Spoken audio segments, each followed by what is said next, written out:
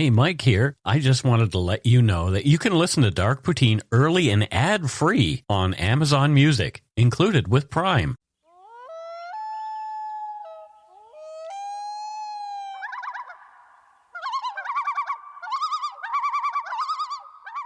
Welcome back to Dark Poutine. I am Mike Brown. And where are you? Who cares? And I'm Matthew Stockton. Hi, everybody. Yeah. Mike and I were just talking about trying to carve out more time for reading books as opposed to watching televisual stimulations. I read a lot of books for work, but I don't read a lot of books for furthering myself or entertaining myself anymore, so I'm trying to do more of that. That's good. Yeah. A bit of balance. A bit of balance. The views, information, and opinions expressed during the Dark Poutine podcast are solely those of the producer and do not necessarily represent those of Curious Cast, its affiliate, Global News, nor their parent company, Chorus Entertainment. Dark Poutine is not for the faint of heart or squeamish. Listener discretion is strongly advised. We're not experts on the topics we present, nor are we journalists. We're two ordinary Canadian schmucks chatting about crime and the dark side of history. Let's get to it. Put on your toque, grab yourself a double-double and a Nanaimo bar. It's time to scarf down some Dark Poutine. You are responsible for obtaining and maintaining at your own cost all equipment needed to listen to Dark Poutine. Dark Poutine can be addictive. Side effects may include, but not be limited to, pausing and questioning the system, elevated heart rate, pondering humanity, odd looks from colleagues as you laugh out loud at work, family members not into true crime worrying about you. Positive side effects may include some perspectives and opinions that you disagree with, as well as some wokeness and empathy. If you don't think Dark Poutine is for you, consult your doctor immediately.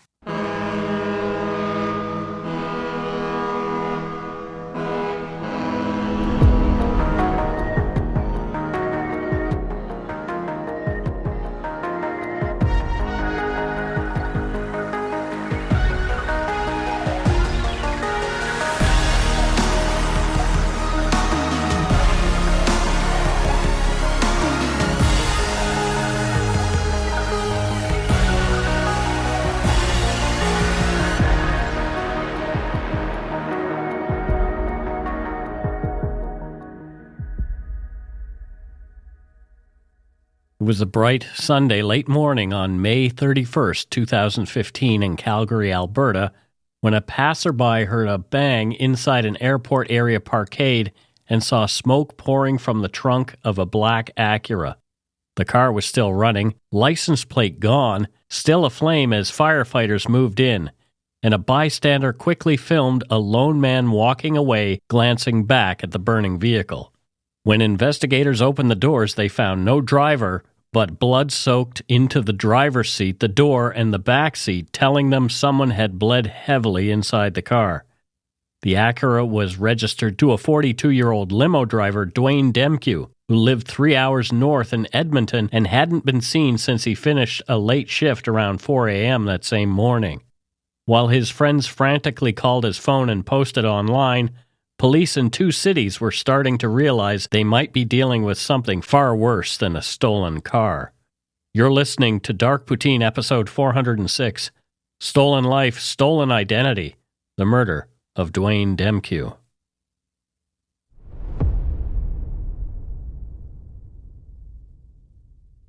Dwayne Demkiw's story begins far from the Edmonton Industrial Park where he was last seen. He grew up in Saskatchewan, mainly around North Battleford and Saskatoon, before moving to Edmonton about 16 years before his disappearance.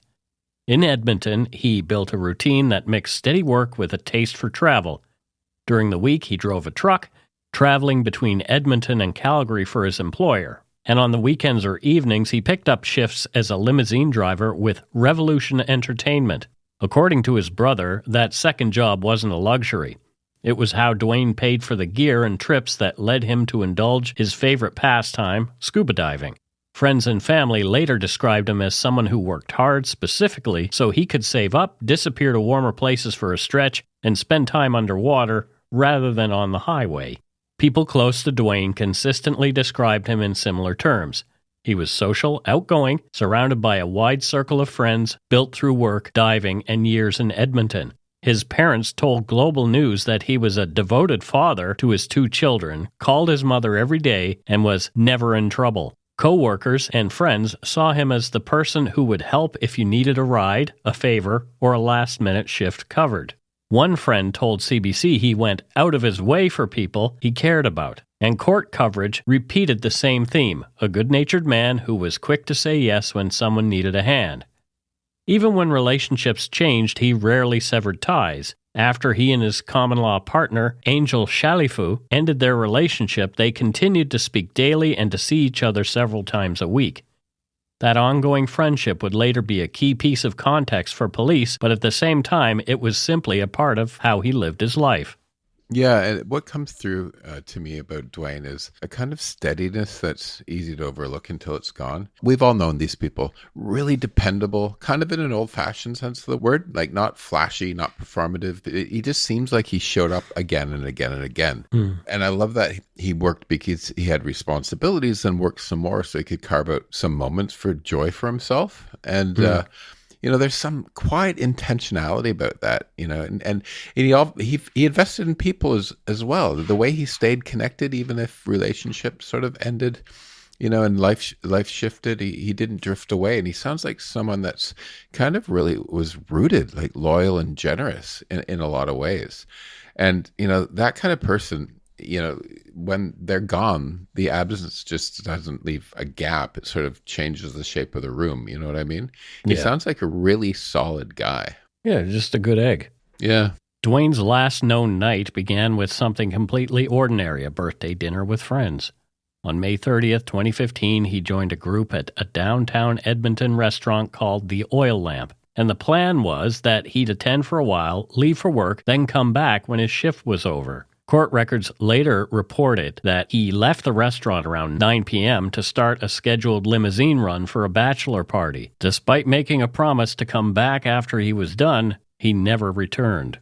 The work side of the evening is documented more precisely. Logs from Revolution Entertainment and video from inside his limousine bay show that in the early hours of May 31st, 2015, Dwayne returned the limo to the company's northeast Edmonton location. Around 3 a.m., he drove the vehicle into the bay and began his usual end-of-shift routine, cleaning the inside, checking the exterior, and putting things back in place. A short time later, just after 4 a.m., he was captured on surveillance footage, setting the alarm and walking out of the bay toward the company parking lot. That brief sequence is the last confirmed image of him alive. He did not return to the restaurant as planned, and from that point on, nobody in his circle saw him again. At first, friends did what most people do when someone is late after a long shift. When Dwayne didn't come back after work, some assumed he'd gone home exhausted or changed his mind about rejoining the party. As the morning went on, and calls and texts went unanswered, concern grew. Friends began messaging each other and posting online, trying to figure out who had seen him last and whether anyone had heard from him after he left Revolution. By the end of the day, his family and friends no longer treated it as a minor delay. He was reported missing, and both police and those close to him started working from the same basic question. Where had he gone after leaving the limo bay? Dwayne's relatives weren't alone in refusing to wait passively for answers. Several friends began their own informal searches, checking places he'd frequented and tracing his usual routes. One of them was Darren Boisvert, who had known Dwayne for about 13 years and stayed in touch via social media. When a cousin told him Dwayne had not come home after his chauffeur shift, Darren went to his computer, found the address for Revolution Limousine, and realized it was not far from his house. He later testified that he was curious about the layout of the business and its lot and wanted to lend a hand by seeing the place for himself. Darren drove to the Revolution property in his Hummer and began by looking, not touching. He stepped out with his phone, moved around the front and sides of the building, and took photographs of the parking lot, the vehicles, and their license plates from multiple angles. He told the court he was thinking in terms of worst-case scenarios and wanted a visual record before anything changed. When he walked around to the rear area where the limousine bay and additional parking are located, he initially saw nothing out of the ordinary. Then, near a planter by the bay entrance, something caught his eye, a black ball cap and large sheath that appeared to be for a knife or similar weapon. Because it had rained the night before and the items were relatively clean, he thought they looked recently placed rather than long abandoned trash. Rather than leave them or handle them casually, Darren treated what he'd found as potential evidence. He first took additional photos from different distances, then returned to his vehicle, put on work gloves, and returned to the planter. With the gloves on, he picked up the cap and the sheath and put them into a plastic shopping bag, taking care not to touch them with his bare hands. Later that evening, he returned for a second look and took additional photographs of the area, explaining in court later that he is a visual person and wanted to document anything that might prove important in a serious situation. When he tried to drop off the items at a police station that night, the office was closed, so he left a message. Officers collected the bag the next day, giving investigators their first physical evidence from just outside the door where Dwayne had been last seen. We all need a Darren in our lives. I guess so, yeah. Right? Like what really stands out for me here is the kind of friend he was. You know, the case doesn't move forward because of some big break. It moves forward because someone cared enough not to walk away, right? Right. Mm-hmm. And, you know, parking lots like that are easy to ignore. Most of us would just assume anything left there is trash or not our problem. But sure, yeah. Darren doesn't do that. He goes in, he slows down, he takes photos, he puts on gloves, he treats the items like they matter before anyone else tells him that they do, right? Because his friend mattered. And he was smart enough to like stop and really look at that parking lot, a place where people ignore. And, you know, that's the kind of person you hope is in your life when something goes wrong. Mm-hmm. You know, someone who's paying attention, who doesn't assume everyone else will handle it, and who shows up when it counts. And, you know, I don't know if Darren will ever hear the show, but if he's listening, you know, he did right by his friend. You know, you paid attention when it would have been easy not to. And because of you, the truth that had somewhere to start in a way. And that kind of care doesn't fade with time. It doesn't go unnoticed. Yep. Showing up when it counts is a big one. Yeah. While Dwayne's family and friends in Edmonton were making calls and starting their own searches, something else was unfolding hours away in Calgary. Late on the morning of May 31st, 2015, first responders in southeast Calgary were dispatched to a report of a vehicle fire in a parkade near the airport area. Firefighters found a black Acura sedan with the trunk aflame and a running engine. The car's license plate had been removed. Once the fire was extinguished and the vehicle cooled, police and forensic personnel began examining the interior. The attempted arson had not destroyed the cabin as thoroughly as whoever set the fire might have intended, and many interior surfaces and objects were still intact. Inside, investigators found something far more troubling than smoke damage. There were significant bloodstains on the driver's seat, on the inside of the driver's door, and across portions of the back seat. Subsequent testing showed that the blood belonged to Dwayne Demkiw. The car was registered to him, but he was nowhere to be found. In another part of the investigation, police also recovered his damaged cell phone along Anthony Henday Drive outside Edmonton, suggesting it had been discarded from a moving vehicle. Within days, Edmonton homicide detectives took over from missing persons officers, and the RCMP joined the case, working from a short but stark list of early facts. A well-liked father and limo driver had vanished after working a shift, his car had turned up burning in Calgary, his blood was inside, and there was still no sign of him. With all that in mind, especially considering the amount of blood found in the car, the missing person file shifted into a homicide investigation.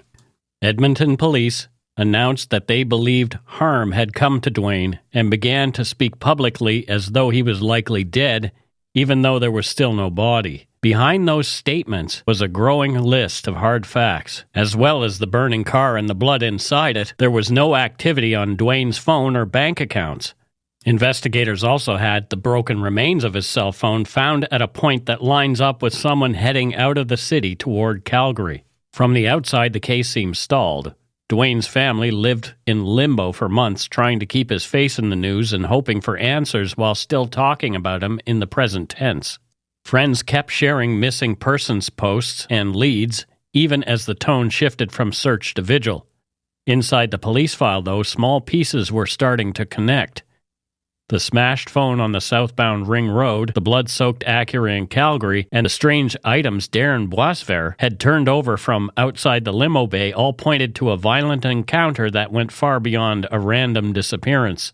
One of the most important breaks came from nearby security cameras.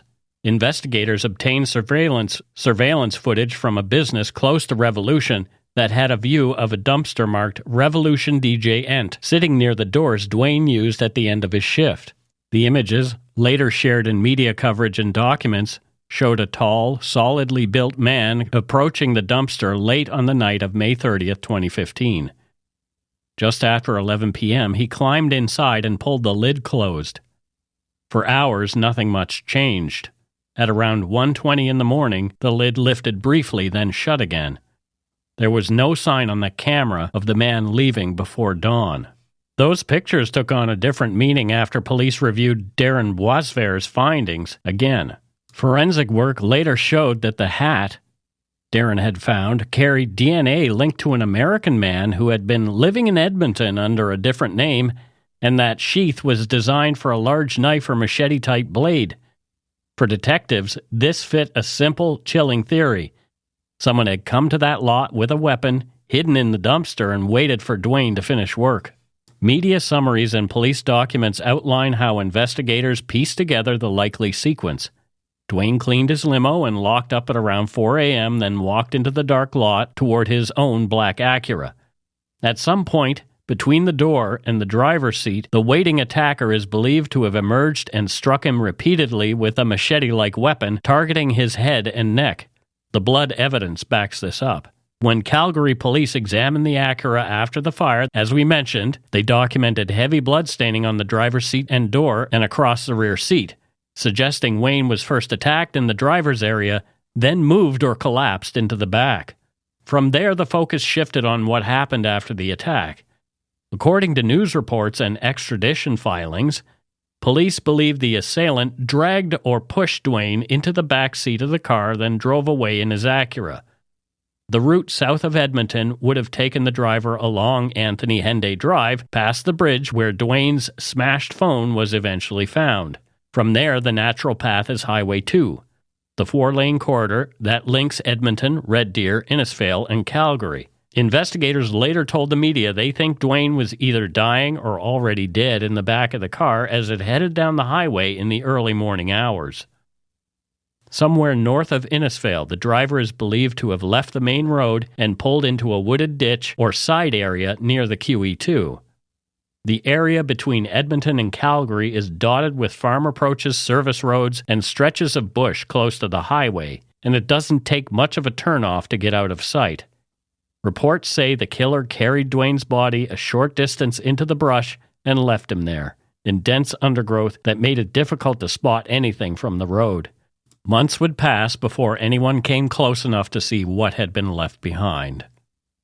The next step in the chain was Calgary. Late on the morning of May 31st, around 11 a.m., firefighters and police were called to a small parkade in the city's southeast after someone reported that vehicle fire. They arrived to find the black Acura sedan backed into a stall with its trunk on fire, engine running, and the license plate missing. One bystander at that parkade, hearing a loud bang and seeing flames, took out their phone and recorded a short video. The clip, later described in Global's reporting and other coverage, shows a man moving away from the area of the burning Acura, glancing back as he walks. The witness told police he saw the man carrying what appeared to be a license plate, then changed his appearance by removing an outer layer of clothing and wrapping the plate in it before leaving the immediate area. The trail from the burning Acura in Calgary eventually curved back to downtown Edmonton to a place that seemed about as ordinary as it gets, the old Greyhound Depot and the nearby Salvation Army shelter. Surveillance cameras near the bus station captured a man stepping off a late-night coach from Calgary, walking with the same build and clothing seen on other footage taken from transit, and closely matched that taken by the bystander at the fire. Another camera showed the man heading in the direction of the shelter, where staff records listed a long-term resident under the name Robert Aubrey Maxwell. Police were determined to speak with Robert. It's interesting how much of that sequence isn't dramatic or suspicious. It's just somebody walking around and it's doing what cameras do, right? And, the cameras are recording and they're filing and they're moving people along. And you look at all these spaces, a bus station, a shelter, a name in a logbook.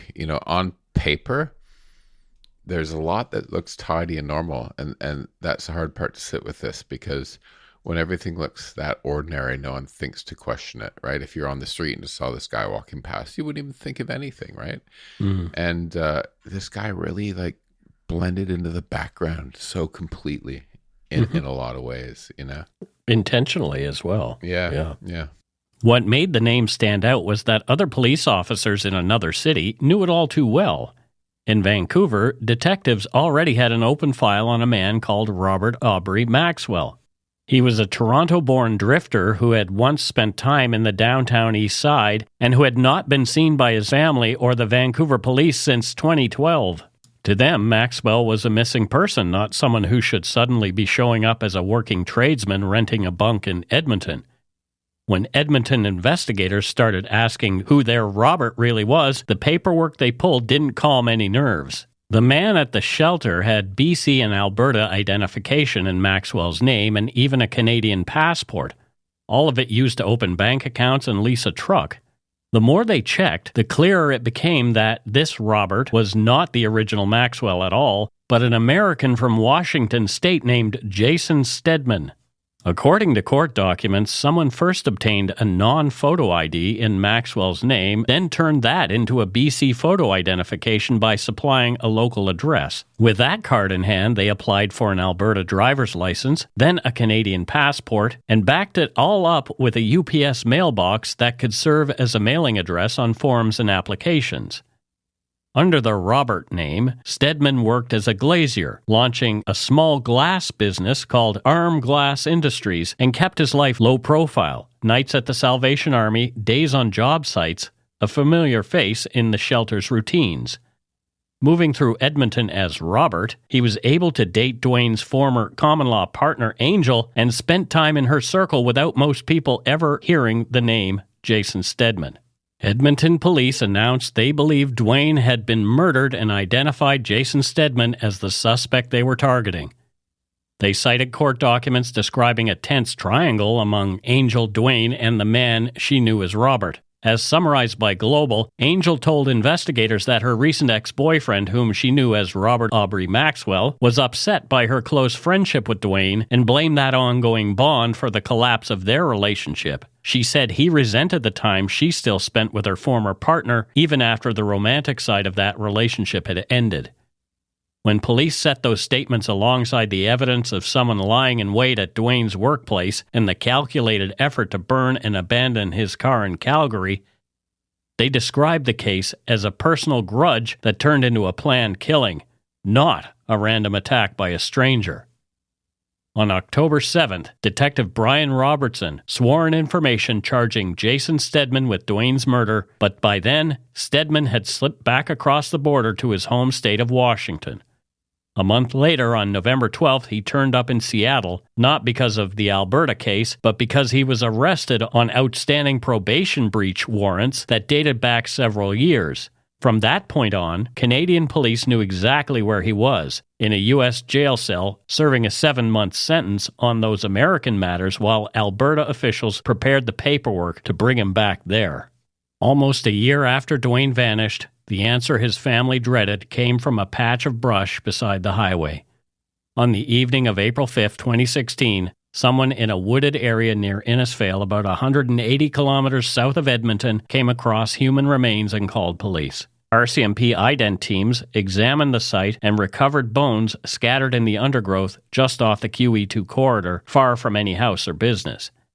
10 days later, investigators confirmed through dental records that the remains belonged to 42-year-old Dwayne Demkiw, the limo driver who had last been seen leaving work in northwest Edmonton the previous spring.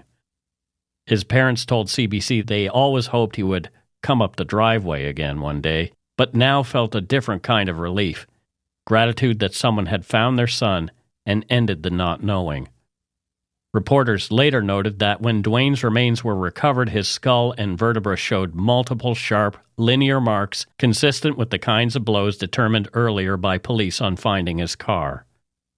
In May 2016, the federal justice minister formally requested Jason Stedman's extradition, and that September, U.S. Marshals drove Jason to the border and handed him over to Canadian officers so he could be returned to face the charges connected to Dwayne Demkiw's death. We'll take a quick break here, and when we return, we'll step into the courtroom and hear how prosecutors laid out Stedman's cross-border trail for a jury.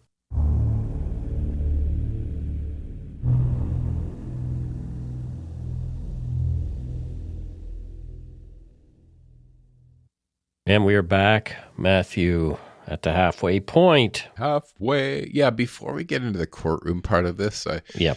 let's pause on what this story is also about. Because, yes, it's a murder case, but it's also a story about how easily someone can move through modern life without being seen clearly. Yeah. Everything we've heard so far happens in places designed for passing through. Parking lots, highways, shelters, bus stations. Yep. These are spaces built for movement, not scrutiny. And, Dwayne lived a visible life. He had friends, he had family, he had routines, people who noticed when he didn't show up. The person who killed him did the opposite.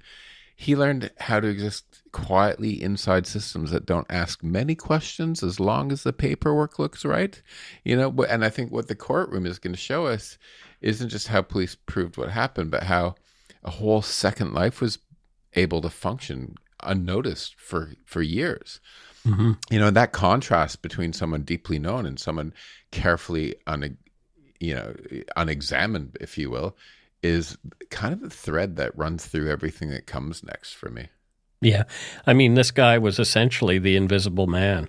I just recently watched the James Whale version, the 1933 Invisible Man, and I couldn't help thinking about this particular case while I was watching that movie. Interesting. Because this Jason Stedman character essentially wanted to be the Invisible Man and to commit these crimes without being noticed. Yeah. On September 22nd, 2016, U.S. Marshals drove Jason Stedman to the Peace Arch border crossing and handed him to Canadian officers. By September 28th, he was in the Edmonton Remand Center awaiting his first local court appearance. Jason Stedman had a long history of moving between names and systems. Washington records had him as Jason Stedman and earlier as Stephen Rory Preston, both tied to the same Social Security number. In Canada, he spent years as Robert Aubrey Maxwell, using that stolen identity to obtain BC and Alberta photo IDs, a Canadian passport, bank accounts, a truck lease, and the paperwork for his small glass business. Court documents indicate that this was not a one-off fake document, but a series of careful and deliberate steps to build a second life under another man's name. In one judge's words, this was, quote, a man who assumed the identity of another individual and obtained documentation so he could pass himself off as Mr. Aubrey Maxwell, a pattern that later colored how the court assessed his credibility. Before a jury heard the evidence, Jason Stedman tried to shut down the case with a charter application.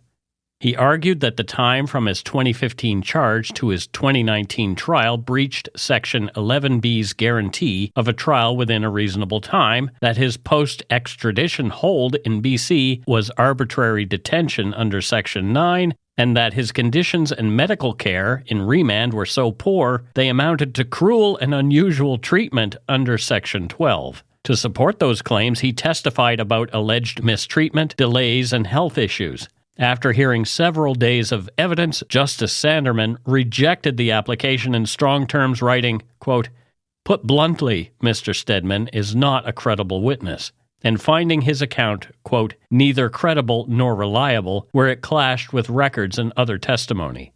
On the delay, Sanderman held that the Jordan clock began on September 22nd, when Canadian authorities actually took custody of him at the border, and that a trial ending in early March 2019 stayed within the 30-month ceiling. What's striking here is how consistent his pattern is. Yeah. Even once he's in custody, the same approach shows up again. He doesn't argue the facts of what happened To Dwayne, he argues process, time limits, paperwork, technical thresholds, right? It's the same way he lived for years under another man's name, moving through systems that care more about forms lining up than about who actually somebody is. And the court ultimately sees through it, but it's worth noticing how long that strategy worked for this guy. Again and again, the attempt isn't to face what he's done, but to hide behind procedures and timelines. And as if the right combination of documents could make his responsibility disappear, right? Yeah. Again, the invisible man. Yeah. While lawyers argued over clocks and rights, Dwayne Demkiw's family lived with a different kind of delay. His parents had already endured 10 months of not knowing what had happened to their son, from his disappearance to the discovery of his remains near Innisfail. They now faced years of hearings, applications, and adjournments before a jury would finally hear the full case. They moved from Saskatoon to a rented place in Edmonton so they could sit through each day of the trial, telling Global News that reliving their son's final hours in court was, quote, a nightmare, but also, quote, the last thing we can do for him to represent him, end quote. His father, Eugene, described the loss as a real struggle and said the family tried to, quote, be strong and move on and always remember Dwayne, while his mother, Angeline, spoke about still waiting for him to come up the driveway, even after his remains were found. When the trial date was finally set for early 2019, nearly 4 years after he vanished, that gap became part of the story reporters told. A case stretched out by borders, paperwork, and legal argument, with a family sitting quietly through it all, waiting for an answer that would not bring Dwayne back. The trial of Jason Stedman opened in Edmonton on January 14, 2019, almost 4 years after Dwayne Demkiw was killed. Over nearly 6 weeks, jurors heard from witnesses, watched surveillance clips, and saw financial and identification records that prosecutors said tied Stedman to the murder and arson. On February 21st, 2019, the jury retired just after 12:30 p.m., and less than 4 hours later returned with a unanimous verdict, guilty of first-degree murder and guilty of arson in relation to Dwayne's vehicle. Because first-degree murder in Canada carries a mandatory sentence, the outcome of punishment was set the moment that the verdict was read. Stedman faced life in prison with no chance of parole for 25 years on the murder count, along with a concurrent sentence on the arson charge. A formal sentencing hearing was scheduled for 10 a.m. the next day so the court could hear the victim impact statements from Dwayne's family and friends before pronouncing the sentence. For Dwayne's parents, the verdict closed one chapter but did not erase what came before it. Speaking to Global News after court, his mother, Angeline Demkiw, said the guilty verdict would help them move forward but emphasized what they had lost.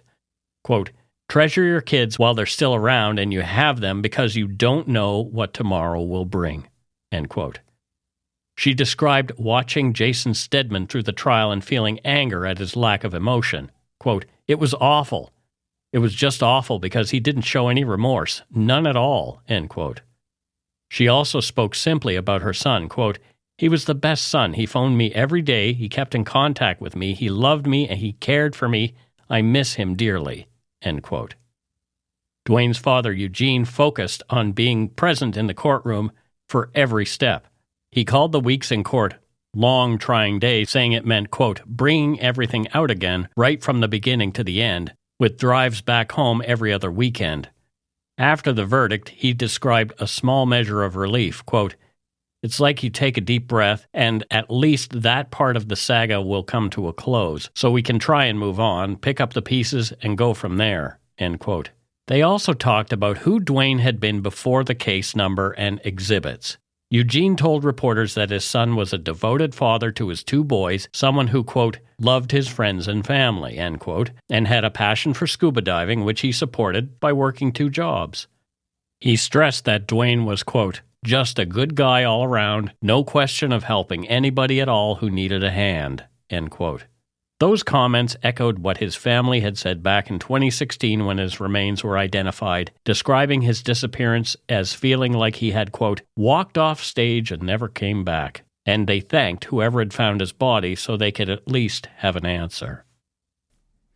You know, listening to Dwayne's parents, you start to hear where that steadiness I talked about at the beginning of the episode Sure. came from. You know, the way they showed up day after day, sitting through every part of the trial, carrying the weight of it quietly. You know, that doesn't come out of nowhere. And Right. I think there's a deep sense of responsibility in both of them, a belief that you stand by the people you love, even when it's exhausting and painful, I'm sure. And when you hear Angeline talk about daily phone calls, or Eugene describing being there as, quote, the last thing we can do for him, it sounds like the same ethic Dwayne lived by. Yeah. You know, care wasn't something he performed. It was something he learned, and it feels very clear to me that he learned that at home. And these people seem like awesome parents. Yes, definitely. They seem like the type of people who brought someone up to be the type of person they could be proud of. On appeal, Jason Stedman's lawyers challenged aspects of the process, but not the core strength of the evidence. In October 2021, the Alberta Court of Appeal dismissed his conviction appeal, noting that the Crown's 5-week case was solid and confirming that the trial judge's handling of charter issues and jury instructions showed no reversible error. With that decision, the original life sentence with 25 years before parole eligibility remained in place, leaving Dwayne Demkiw's family with the knowledge that the case the jury had heard in 2019 would stand. Yeah. Even at this point, he's still doing it, Mike. Still trying to hide behind process and still hoping that if he keeps arguing timelines and technicalities, he won't have to face what he actually did. Right. And, you know, there's something deeply revealing about that. Like, not remorse, not accountability, just another attempt to duck sideways and let paperwork take the hit for him. Right. And, you know, the court finally says no. Right, not because they're emotional about it, but because the evidence is clear that he's not fooling anyone anymore. You know, and again, Dwayne lived a life where people mattered. This man spent years trying to avoid being seen at all, and in the end, his strategy ran out, as it deserved to do. In the years since the verdict, Dwayne Demkiw's family has tried to rebuild their lives with the knowledge that his killer will spend at least 25 years in prison, while questions still linger about the stolen identity that brought Jason Stedman into their world. Vancouver police are still investigating the real Robert Aubrey Maxwell's disappearance, considering Stedman a person of interest because he had assumed the missing man's identity, and they interviewed him after his return to Canada about that separate file. Stedman, of course, denied knowing anything. Detective Lawrence Liu told Dateline that Maxwell is still officially a missing person, but police now presume he was killed because he has never resurfaced despite close family ties. No remains have been identified through DNA or fingerprints, and someone now convicted of another murder was able to successfully live under his name for years, which strongly suggests he met with foul play. I hate that Robert Aubrey Maxwell is a footnote to this. What happened to him? I know, because when I finished reading the script, I was like, oh, where do we go with that, right? Like, Yeah.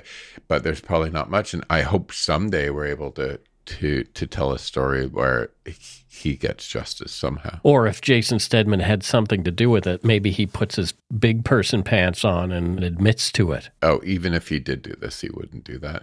No, we know that, but yeah. Yeah. And that is it for this episode of Dark Poutine, number 406, Stolen Life, Stolen Identity, the murder of Dwayne Demkiw.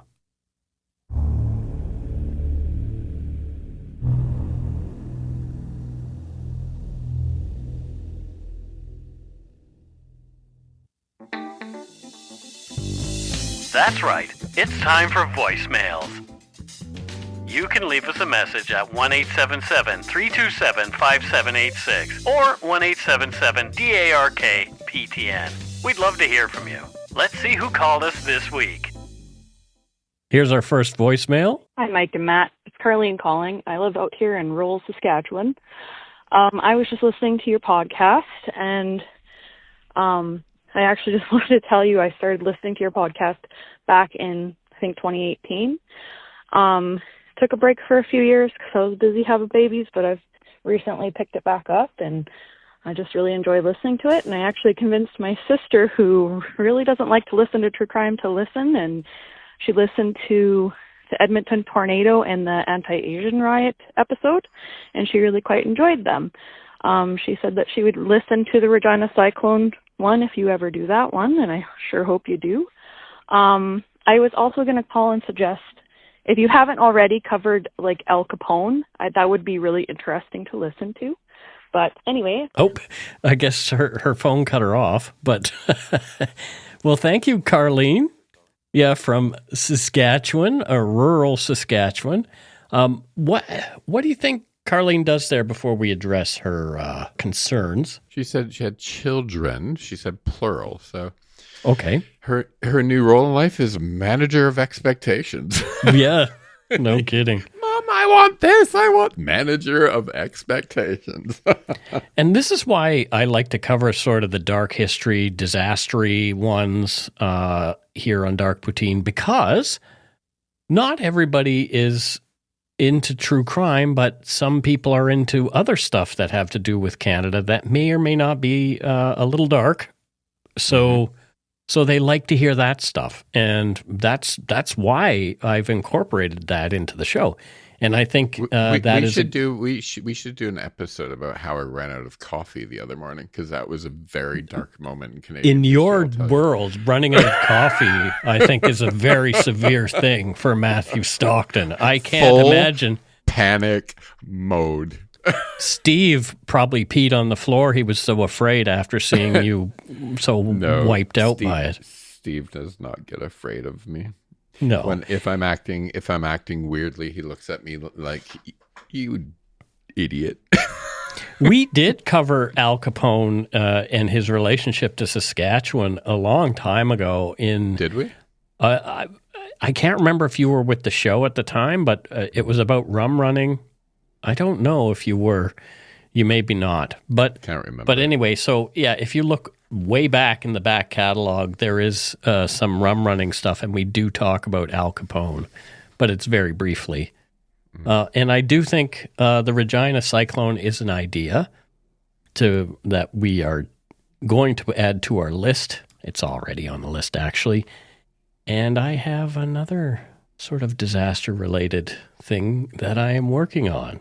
More shall be revealed, as they say. There you go. Wait a minute. This next one has the same phone number as the last one. Oh, we're going to hear the end. Hey, it's Carlene from rural Saskatchewan here. Sorry, the message sent before I was done. But anyway, I just wanted to say that you guys do a great job. I love listening every week or whenever I can, busy with the littles.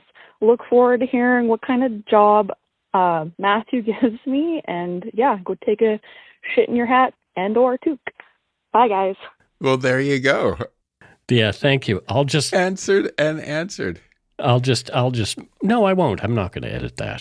No, just leave it. We'll do it. It was a two-parter call-in. It was a two-part call-in, and we appreciate that. That's great. Yeah, I like it when people are aware that their phone cut off. Well, yeah, it's good. Yeah. Yeah. I'm glad she called back, and I'm glad I caught that she called that there was another voicemail, because I would have just, whatever. Here's another, and here's our third one, which is the last one for the day. Maybe it's her again. I doubt it. Hi, Mike. Hi, Matthew. My name's Emma. I'm also from Vancouver. I just wanted to say a big thank you. You guys have been a pretty big part of my whole undergrad academic career at UBC. I just really like your show because I just love how you guys incorporate like the really human part of these stories and not just focus on like, oh, who's the killer and, details of the crimes. I think that's really important when covering tragedies like these, or murders, in fact, because, they're not always hee-hee ha-ha, and I think your guys' like nuance kind of makes it, I guess, more real in ways. I also wanted to say I really like how you also include like the laws and like processes of structural things out in our beautiful country here in Canada. I guess to make this fun, you guys can guess what my undergrad degree or degrees are in. I'll give you a hint. I'm sure Matthew will probably figure this out, but it's within the Faculty of Arts. And your second hint is I'm a big fan of your cases that cover people who may or may not be fit to stand trial. So I'll leave you with that. Thanks so much. You guys have helped me get through my sometimes very dry and boring readings from my classes. And with that, go take a shit in your hat, eh? I know exactly what she does. She's doing forensic psychology. She has to be doing that. There's no question. I was going to say cinema studies. Okay. Yeah, Matthew will get it. No, Mike did. Cinema studies? Where do you get cinema studies out of that, Matthew? I did. I was quickly looking up what undergraduates offerings on UBC. That was the first one. Faculty of Arts Cinema Studies. Okay, well, sure. Well, she said she had a few, so maybe the other was cinema studies. Yeah, it's forensic psychology and cinema studies. Cinema studies. There you go. Emma's a smart cookie. She sounds like a smart cookie. Time. Yeah. If she got into UBC to begin with, she's probably a pretty smart cookie. While she was sharing, I was thinking, boy, am I ever glad that this translates to people of, I'm assuming, a younger generation than Generation X. So, because sometimes I wonder what our listenership is really like and how broad it actually is. We're multi-generational. We're multi-ethnic. We're multilingual. We're multiverse. And we're 6'7". Hey! Oh my God, don't do that, Mike. Bruh, don't do that. Don't do that, bruh. I read a Reddit post the other day, and the person was just like, bruh. It's like, what? Did you hit your head this morning? What is wrong with you? I know I sound like a grumpy old man because I am. These youngins these days. These youngins these days, they don't know what we went through without no cell phones and internets. No, boy. Yeah. I had my first cell phone was like one of those Nokia 5110, I think it was called, with the antenna that you pull out, and it was all wobbly, the wobbly antenna. Mm-hmm. Yeah, just crap. I did had to start somewhere. Had to start somewhere. Yeah, it was a dumb phone for a dumb. Anywho, that's it for this week's voicemails. Again, you can leave us one at 1-877-327-5786 or 1-877-DARK-PTN. We'd love to hear from you, even if it is just to say hi and to tell us to go shit in our hats. If you're stumped for what to chat with us about, a quick story is welcome. Well, let's see if we had any Donut Money donors or patrons this week. We did have a Donut Money donor, it looks like. From a person named Jackie O'Rourke. And Jackie says, I appreciate you both. Dark Poutine is the only crime podcast I'll listen to. Respect you both as humans and awesome podcasters. Well, thank you, Jackie. I really appreciate that, as I'm sure Matthew does as well. Where do you think Jackie lives? And what do you think Jackie does to be able to send us some donut money, Matthew? Jackie lives in the Upper Peninsula of Michigan. Mm-hmm. And O'Rourke, I think she is the owner of a biscuit factory. She's the owner of a biscuit factory? She makes biscuits, O'Rourke biscuits. Doesn't that sound like it'd be like a biscuit factory? Or cookies, I guess we say here. Cookies. O'Rourke cookies. Well, cookies, biscuits, it's all the same to me. But I know what you're saying, because you think biscuits because you lived in the UK for so long. Sometimes, like, the old words come out of my mouth. I'm going into the lift to take something down to the boot of my car. Well, I was doing a different podcast, and we're doing Blade Runner, and I was asked what my favorite costumes or props were, and I said the see-through Mac. And nobody the see-through raincoat. The raincoat. Right? In Blade Runner, that the mom from the Chenoweth family on 6 Feet Under is wearing when she gets shot. Yeah. Yeah. So yeah, it's interesting. We do have a new patron, Matthew. I'm excited about this.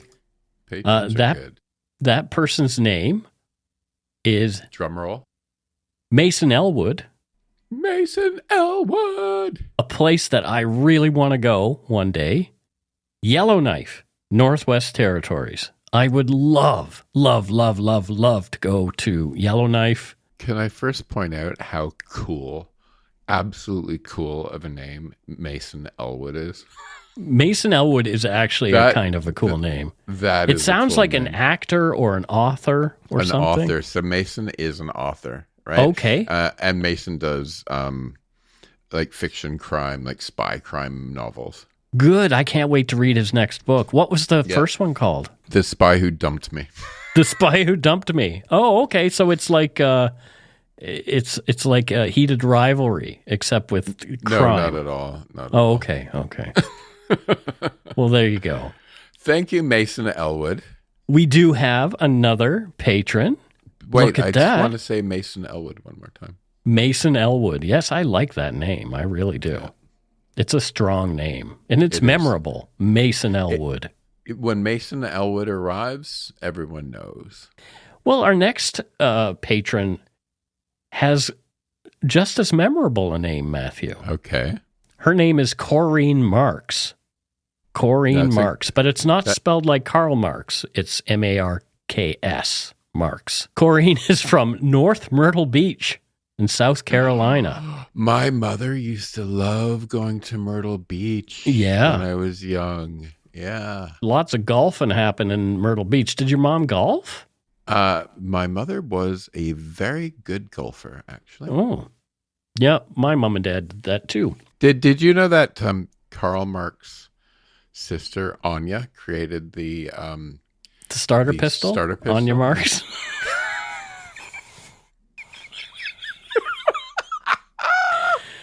Oh, boy. So what does Corrine do there in Myrtle Beach? Corrine is a professional golfer. Okay, fair enough. Yeah. Why not? Yep. Good. Yep.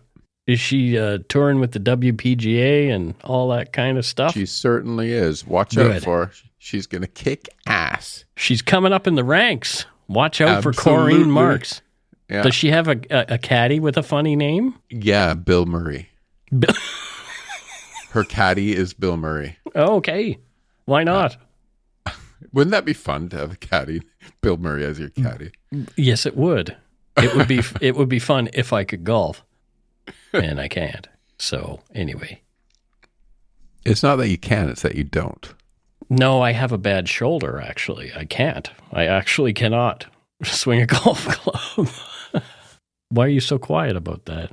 You don't want to make a joke about my bad shoulder? I think you're being fatalist. Oh, boy.